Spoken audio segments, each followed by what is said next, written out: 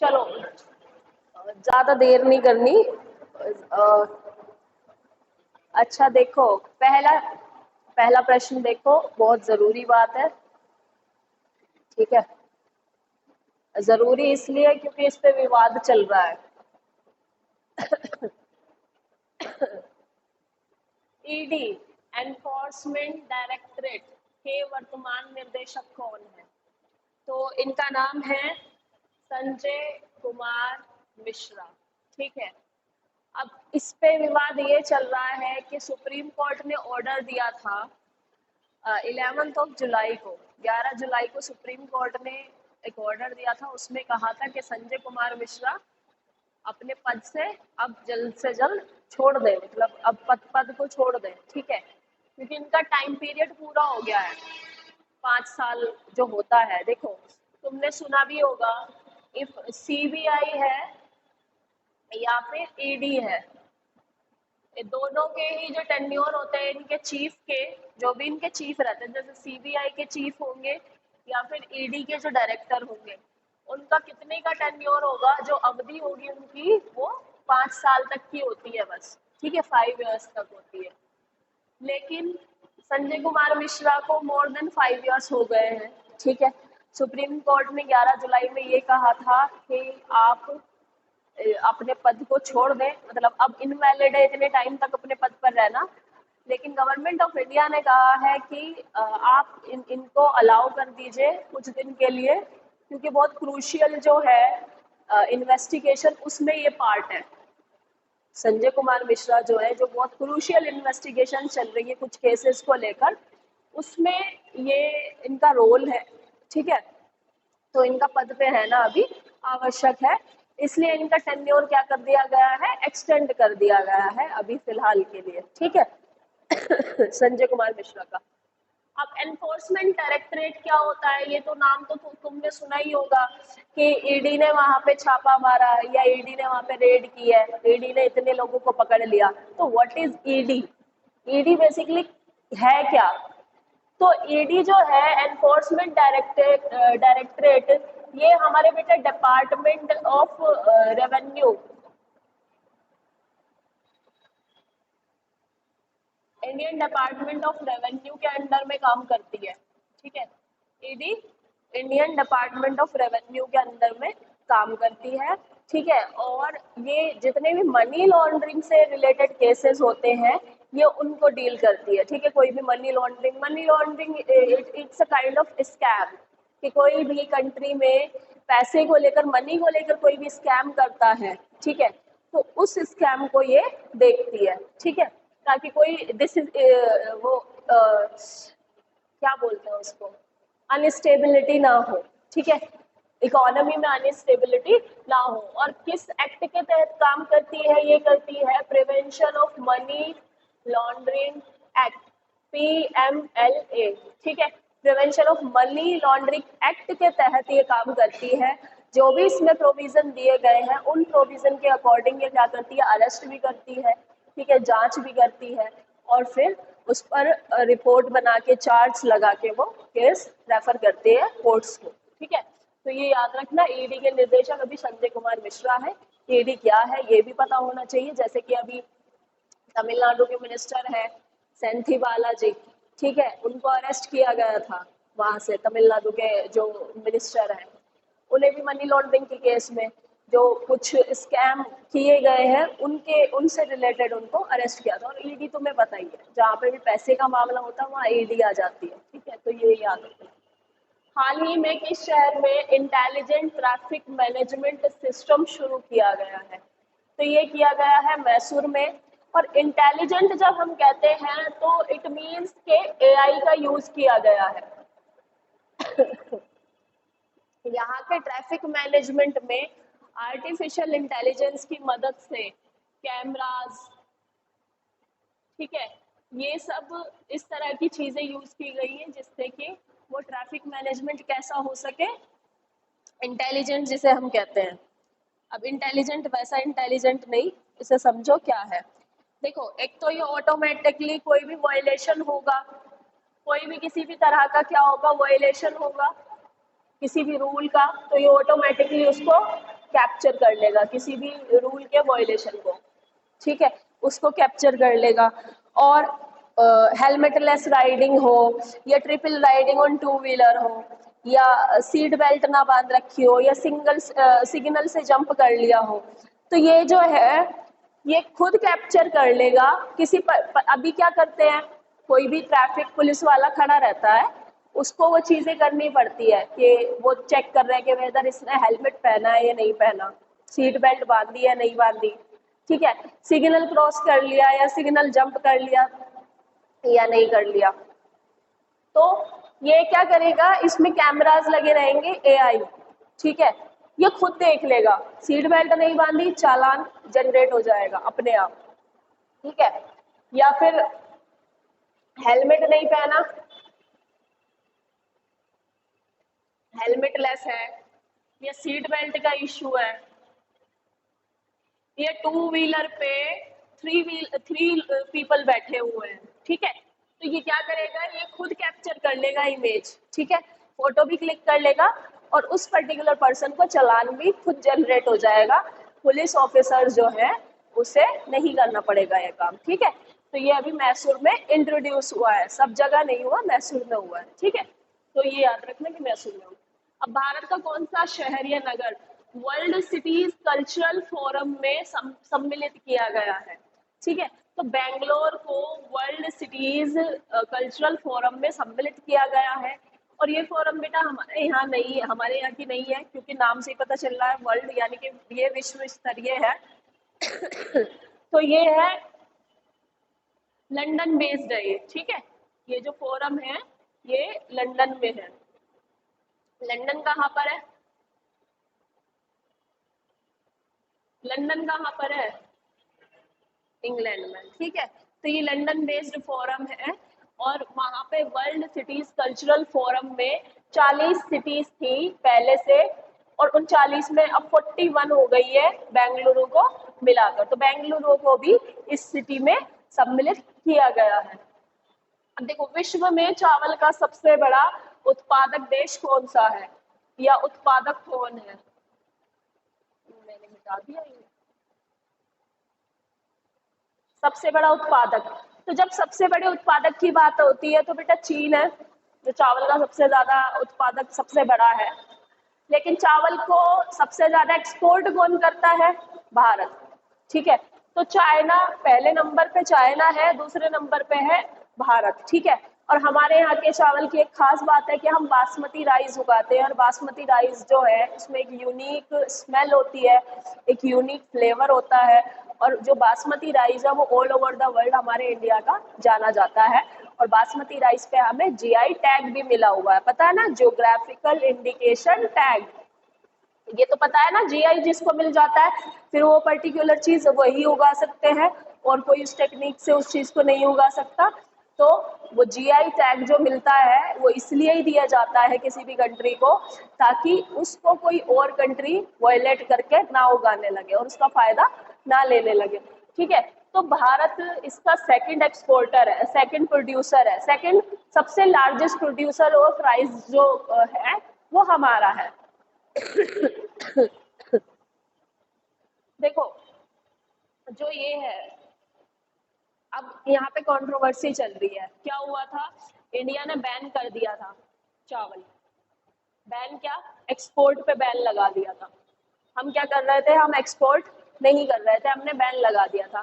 तो अभी आईएमएफ जो है, आईएमएफ नाम मैंने तुम्हें पहले भी बताया होगा, इंटरनेशनल मॉनेटरी फंड, इन्होंने अर्ज किया है, मतलब अर्ज मीन्स होता है कि किसी से गुजारिश करना है कहना, तो इन्होंने कहा है कि आप बैन हटा दीजिए चावल पे से, ठीक है, मतलब बैन हटेगा तो जो मिडिल ईस्ट कंट्रीज है या अफ्रीकन कंट्रीज है बेटा, सबसे ज्यादा हमारा एक्सपोर्ट वहाँ होता है, क्योंकि वहाँ उगता नहीं है, उनका क्लाइमेट ऐसा नहीं है, ना उनकी सॉइल ऐसी है। कैसी सॉइल चाहिए और कैसा क्लाइमेट चाहिए तुम्हें पता ही है, चावल की खेती के लिए हमें 100 से 200 सेंटीमीटर की बारिश चाहिए, पता ही है तुम्हें। जब अभी बुआई होती है, अगर सिंचाई यहाँ से, इससे मत देखना कि हम यहाँ पे बो रहे हैं, हमारे यहाँ तो इतनी बारिश नहीं हो रही, यूपी में या पंजाब में या हरियाणा में, यहाँ पे हम इरिगेशन बेस्ड करते हैं इसकी खेती, इरिगेशन से, सिंचाई से, ठीक है। लेकिन ये जनरली जो नेचुरली जहाँ पर होता है, जहाँ की ये क्रॉप है, ये है बंगाल एरिया की। तुम कहते हो ना कि बिहार या बंगाल वाले चावल ज्यादा खाते हैं, बेटा it's not in there race, कुछ उनके रेस पे या कुछ वैसा नहीं है, it's totally depend upon climate. उनके यहाँ पे चावल ज्यादा उगता है इसलिए वो चावल ज्यादा खाते हैं, हमारे यहाँ गेहूँ ज्यादा उगता है इसलिए हम यहाँ गेहूँ की रोटियां ज्यादा खाते हैं, ठीक है। तो it's totally depend upon climate. तो उनके क्लाइमेट में वहां पे इतनी बारिश होती है, 100 से 200 सेंटीमीटर के बीच की बारिश इसको चाहिए, और हॉट और ह्यूमिड क्लाइमेट चाहिए। कैसा क्लाइमेट है? अब चावल जब अब होगा, सर्दी में तो नहीं होता ना। कब बुआई होती है?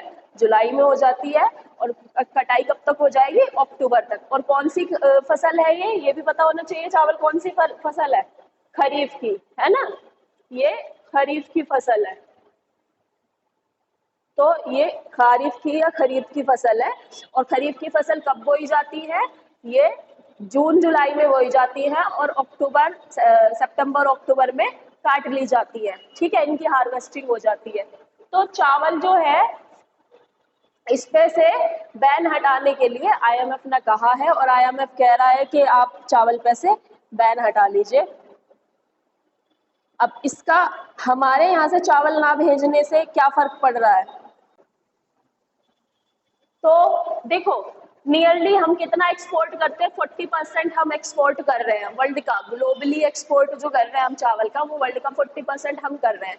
अब उसकी वजह से एशिया और सब सहारन जो कंट्रीज हैं, जो पुअर कंट्रीज है, जहां पर ये नहीं उगता है और उनको भी ये एक एज ए स्टेपल फूड है उनका, तो वहां पर इसकी जरूरत है। इसलिए अभी बैन को हटाने के लिए कह रहे हैं, क्योंकि बेटा उससे सप्लाई चेन गड़बड़ा जाती है। एक सप्लाई चेन बनी हुई है ना, वो गड़बड़ा जाती है, ठीक है, उसमें बैलेंस नहीं बन पाता। हम नहीं भेज रहे, फिर चाइना से भी कम ही जा रहा है, और कंट्री में उग नहीं रहा, तो उसकी वजह से फिर वो जो कंट्री है उनके यहाँ पे फूड इनसिक्योरिटी आ जाती है। फूड इनसिक्योरिटी क्या है? कि खाने की उनके यहाँ कमी हो जाएगी, ठीक है। तो वो चीज, उस वजह से आईएमएफ ने कहा कि बैन हटा लीजिए और एक्सपोर्ट कीजिए आप। अब विश्व हेपेटाइटिस दिवस कब मनाया जाता है? ये 28 जुलाई को मनाया जाता है। और इसमें ये याद रखना, हेपेटाइटिस होता क्या है, पता है तुम्हें? हेपेटाइटिस दो तरह के होते हैं, एक बी है, एक सी होता है। जो सीवियर है वो सी होता है सबसे ज्यादा। ये भी पता होगा कि सी सबसे ज्यादा होता है, HCV जो सबसे ज्यादा सीवियर होता है। ये एक काइंड ऑफ किसका डिसीज है, पता है? हेपेटाइटिस है। हाँ, मतलब एक काइंड ऑफ वो क्या होता है इसमें, हमारा जो लिवर होता है,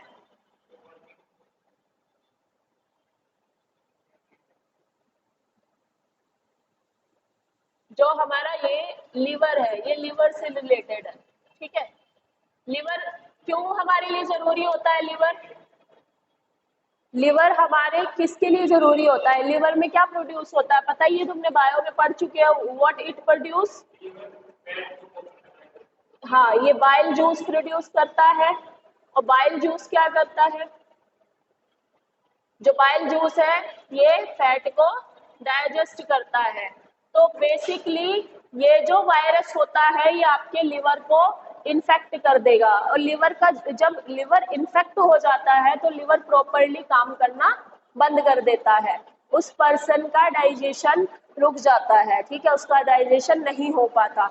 और इसकी ये जो वायरस है फिर धीरे धीरे उसके ब्लड में भी उसका इन्फेक्शन होने लगता है, और उस वजह से उस पर्सन का जो पूरा मेटाबॉलिज्म है वो अफेक्ट हो जाता है। मतलब वो प्रॉपरली जब डाइजेस्ट नहीं कर पाएगा तो वो कुछ खा भी नहीं पाता है, और जब वो कुछ खा नहीं पाता है तो धीरे धीरे क्या होगा, उसका जो ब्लड है उसकी हीमोग्लोबिन कम होने लगती है, उसकी रोग प्रतिरोधक क्षमता जो है वो खत्म होने लगती है, वो जल्दी फ्रिक्वेंटली बीमार होने लगता, फीवर होने लगता है। इसके सिम्टम्स है, उसे फीवर होने लगता है, ठीक है, और उसे नोजेसिया की प्रॉब्लम आती है। नोजेसिया कहते हैं जिसके वॉमिटिंग की प्रॉब्लम जिसको हो जाती है, तो उसके ये फ्रीक्वेंट चीजें होती हैं, ठीक है। अब ये इसको लोग हल्के में ले जाते हैं कि ठीक है, हो गया, कोई बात नहीं, बट ये हल्के में ले जाने वाली चीज नहीं है, क्योंकि आंकड़े देखो, 354 मिलियन पीपल जो है वो सफरिंग है हेपेटाइटिस बी या सी से, ठीक है। और इसमें से भी हर साल 3000 लोगों की मौत अकेले इस वायरस की वजह से हो जाती है। ठीक है, तो ये बहुत हल्की बीमारी नहीं है। अगर किसी को है तो प्रॉपर इसका ट्रीटमेंट होता है, उसका प्रॉपर ट्रीटमेंट कराए और उसके बाद ये ठीक हो जाता है। ठीक है, तो इसकी खोज जो की थी वो डॉक्टर बरूच ने की थी, जिनका नाम था डॉक्टर बरूच ब्लूमबर्ग, और इनको नोबेल प्राइज भी मिला था इसके लिए। और इनके जन्म के टाइम पे जो 28 जुलाई है, क्योंकि इन्होंने खोजा था, तो 28 जुलाई इनके बर्थडे के उस पे डेट पे रखा गया है, क्योंकि इस वायरस की खोज इन्होंने ही की थी। ठीक है, तो ये याद रखना, हेपेटाइटिस सी पूछ लिया जाता है किसकी वजह से होता है, वायरस की वजह से। किसका डिसीज है? लिवर का। और लिवर तुम्हें पता है it is very crucial for us. ठीक है, तो लिवर को अपने को सेफ रखो। और ये चीज इसके फैलने का भी मैं कारण बता देती हूँ। बी तो भोजन से या बाकी चीजों से फैल जाता है, खाने से या दूषित चीजों से। ये खाने से या पीने से नहीं फैलता।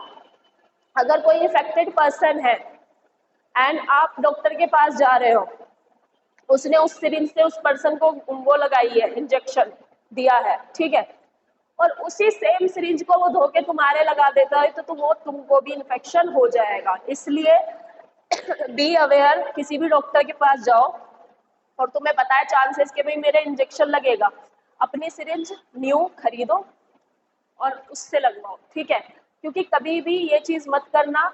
आधे से ज्यादा जो हमारे इंडिया में फैलने का कारण है वो यही है। ठीक है, जो दूषित जो सिरिंज होती है इनके थ्रू फैल जाता है। ठीक है, और इसी वजह से हमारे यहाँ पे सबसे ज्यादा इसके केसेस देखे जा रहे हैं। हवा पानी से नहीं फैलता, ये ब्लड के ट्रांसमिशन से फैलता है। अब ब्लड ऐसे तो ट्रांसमिट होगा नहीं, ब्लड किससे ट्रांसमिट होगा? जब हमारे ब्लड में कोई चीज इंजेक्ट करेगी। तो दो ही रीजन है, या तो सिरिंज या मच्छर। ठीक है, अब ये कौन से मच्छर में होता है ये अभी तक नहीं पता कि कौन से मच्छर से होता है, लेकिन अगर इन्फेक्टेड पर्सन को इस मच्छर ने काट लिया, ठीक है, तो पॉसिबिलिटी है दूसरे बंदे को ये हो जाएगा। जैसे कि अगर किसी के घर में किसी को है हेपेटाइटिस सी, पॉसिबली उसे कि दूसरे मेंबर को भी वो हो सकता है। क्यों? उसी घर में वो रह रहे हैं और उसी घर में कोई मच्छर भी रह रहे हैं, जिसने उसे काटा उसने दूसरे पर्सन को भी काट लिया होगा। तो ये एक पॉसिबिलिटी रहती है, तो इसलिए इससे बचाव जरूरी है। ठीक है, तो जो तुम्हारे हाथ में है वो तो तुम कर सकते हो। मच्छरों से बचाव के लिए तो फेस कंट्रोल अपने घर में करके रखो। और दूसरा जो सिरिंज वाला इशू है ये बहुत क्रूशियल है, तुम्हें पहले भी बताया जाता है। सिरिंज तो किसी भी उसको जो इन्फेक्शियस डिसीजेज होते हैं इनको फैलाने में आसानी से फैला देती है सिरिंज। ठीक है, तो अपनी सिरिंज नहीं खरीदो, डॉक्टर से कहो कि मैं नहीं लाऊंगा, मेरी वाली से लगाना। ठीक है, रिलायबल नहीं होता, चाहे वो वॉश कर ले बेटा, बट वायरस तुम्हें लगता है कि पानी के धोने से वायरस चला जाएगा? पूरी बदलवाओ, हाँ बस पूरी बदलवा लो, वो सही है। अब इसी को ध्यान में रखते हुए, क्योंकि इसकी फिगर्स जो है वो अलग अलग है, जैसे कि 354 मिलियन पीपल सफर करते हो, 3000 डेथ होती है, और हर 30 सेकंड में कोई 1% हेपेटाइटिस सी से अपनी जान देता है, हर 30 सेकंड में। ठीक है, तो उसको ध्यान में रखते हुए इंडिया में national viral hepatitis control programme चलाया गया 2018 में। ठीक है, इसको कंट्रोल करने के लिए एक प्रोग्राम चलाया गया है 2018 में, तो याद रखना। अब नेक्स्ट एंड लास्ट, हाल ही में पारित किया गया registration of birth and death amendment bill का उद्देश्य क्या है? तो तुमको पता ही है मानसून सेशन में है, अभी चल रहा है मानसून सेशन, और उसमें कुछ बिल ऐसे ही पास हो रहे हैं विदाउट एनी डिस्कशन हो रही है, क्योंकि डिस्कशन तो हो ही नहीं पा रहा है। ऑपोजिशन भी पीछे से मणिपुर इशू को लेकर वो करने लगी है। ठीक है, वहाँ पे पार्लियामेंट में सेशन तो ठीक ठाक हो नहीं पा रहा, बट फिर भी वो बिल पास करे जा रहे हैं। तो एक बिल इन्होंने पास किया है अभी, registration of birth and death amendment bill. तो बेसिकली किसी को भी डेथ या बर्थ प्रूफ करने के लिए अलग अलग डॉक्यूमेंट की जरूरत पड़ती थी, पता है ना? तो उसको दूर करने के लिए कि मल्टीपल डॉक्यूमेंट्स उस पर्सन को प्रूफ देने पड़ते हैं, दिखाने पड़ते हैं अपनी डेथ या बर्थ से। जैसे किसी की पर्सन की डेथ हो गई, अब उसकी फैमिली को ये दिखाना है कि भाई उनकी डेथ हो गई है, उनका इफ उनका अकाउंट चल रहा है तो उस अकाउंट को कंट्रोल में लेने के लिए तो जो भी चीजें उन्होंने वो करके गए हैं उन चीजों को कंट्रोल में लेने के लिए वो क्या करते हैं, डेथ रजिस्ट्रेशन जरूरी होता है। लेकिन उसके लिए पहले क्या करना पड़ता था, सबसे ज्यादा डॉक्यूमेंट्स, ये डॉक्यूमेंट लाओ वो डॉक्यूमेंट लाओ, तुमको परेशान कर देंगे। तो उसको दूर करने के लिए उस परेशानी को इन्होंने ये बिल लेकर आए हैं जिसमें डिजिटली एक ही प्लेटफॉर्म पे ये रजिस्ट्रेशन हो जाएगा। ठीक है